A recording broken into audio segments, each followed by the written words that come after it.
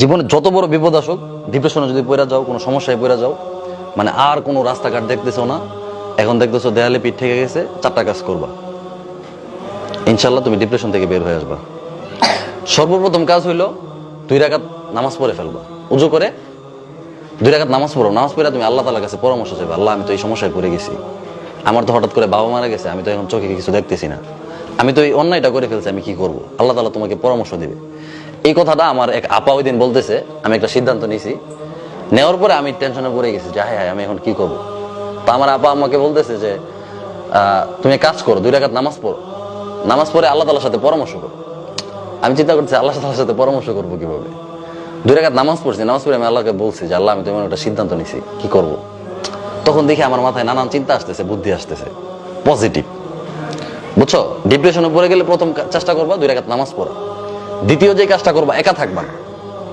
হ্যাঁ, ধরো তুমি একটা খারাপ পরিস্থিতি পড়ে গেছো, রুমে দরজা টরজা বন্ধ করে একদম হাই হাই আমার সাথে এটা কি হয়ে গেল, তখন তোমার মাথায় খারাপ চিন্তা আসবে। কি চিন্তা আসবে? তখন মনে হবো যে আমি উল্টাপাল্টা কিছু করি। আরবিতে একটা প্রবাদ আছে, ওতলাতুর রাসি দুক্কানু শয়তান। খালি ব্রেন হচ্ছে শয়তানের রাস্তা না। কিসের রাস্তা না? শয়তানে বাসা বাঁধে, শয়তানে দোকান বানায়। তাইলে যদি তুমি ডিপ্রেশনে পড়ে যাও, তাহলে একা থাকবা না, মানুষের মাঝখানে চলে আসবা।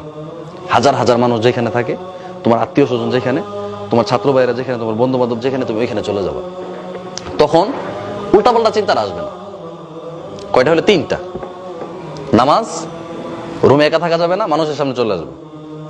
এরপরে যে কাজটা, যারা বড়, তোমার চেয়ে বয়সে বড়, তোমার চেয়ে বুদ্ধিতে বড়, জ্ঞানে বড়, হ্যাঁ, তোমার উস্তাদ, তোমার বাবা মা, ভাই বোন, তোমার যারা বড়, তোমার যারা গার্ডিয়ান, তাদের কাছ থেকে পরামর্শ নিবা যে আমি তো এই খারাপ পরিস্থিতিতে পড়ে গেছি, এখন কি করবো, এখান থেকে বের হবো কিভাবে। তারা যখন একটা পরামর্শ দিবে, তখন তোমার মাথায় মানে খারাপ চিন্তা আসবে না, শয়তান বাসাটা বাঁধতে পারবে না।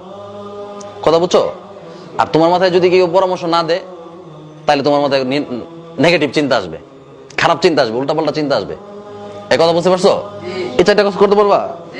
যে কোনো সময় খারাপ পরিস্থিতি আসতে পারে, আসলে এই 4টা কাজ করে ফেলবা। প্রথম কাজটা করলে দেখবা আলহামদুলিল্লাহ একদম শান্তি হয়ে গেছো, নামাজে দাঁড়ায় যাবা, একা থাকবা না। ঠিক আছে? যদি বাবা মারা যায় বা মা মারা গেছে, বা তুমি এমন একটা ভুল করে ফেলছো, হ্যাঁ, তো এখন কি করবা আর বুঝতেছো না, তুমি রুমে দরজা টরজা বন্ধ করে একা থাকবা না, মানুষের সামনে চলে যাবা। হ্যাঁ, তোমার ছাত্র ভাইরা যেখানে সবাই একসাথে আসো, বা তোমার বন্ধুরা যেখানে, ওইখানে চলে যাবা। লাস্টের কাজটা কি? যারা বড়, যাকে তোমার কাছে ভালো লাগে, সে উস্তাদ হোক, বাবা মা হোক, যেই হোক, হ্যাঁ, যার কাছে মনে হয় যে তার কাছে যদি বলো তাহলে কোনো সমস্যা হবে না, এমন একজন মানুষের কাছে গিয়ে একটা পরামর্শ করবো যে আমি তো একটা ভুল করে ফেলছি, বা আমি এমন একটা বিপদে পড়ে গেছি, এখন কি করব। তো উনি পরামর্শ দিলে দেখবো তোমার চিন্তা আসবে, বা তোমার অনেক আসান হয়ে যাবে, এই সমস্যা থেকে তুমি বের হয়ে আসার সুযোগ পাওয়া যাবে, আল্লাহ তাআলা তোমাকে ব্যবস্থা করে দেবে। পারবা?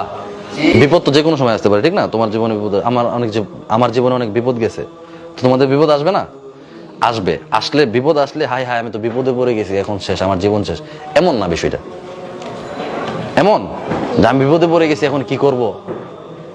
অনেকে আছে বোকা, দরজা মরজা লাগায় থাকে, পরে শয়তানে এসে আত্মহত্যা করে যে আত্মহত্যা করে সে কোথায় যায়? জাহান্নামে যায়। আত্মহত্যাকারীর কোনো মাফ আছে? সে ডাইরেক্ট জাহান্নামে যাবে। আত্মহত্যা করার সময় মৃত্যুর আগে যে যন্ত্রণাটা হয়েছে, এই যন্ত্রণা সারা জীবন, মানে কিয়ামতের পরে আর কোনো মৃত্যু নাই, আমৃত্যু সে এই যন্ত্রণা উপভোগ করবে। কষ্ট না অনেক? মৃত্যুর আগের কষ্টটা, এই কষ্টটা সে সারাক্ষণ পাইতে থাকবে, এটার কোনো শেষ নেই। তো শয়তান নানান খারাপ পরামর্শ দিবে, তো শয়তানকে পরামর্শ দেওয়ার সুযোগই দিবা না, রুমে একা থাকবা না। খারাপ লাগতেছে, সবার সামনে চলে যাবা। খারাপ লাগতেছে, নামাজ পড়বা।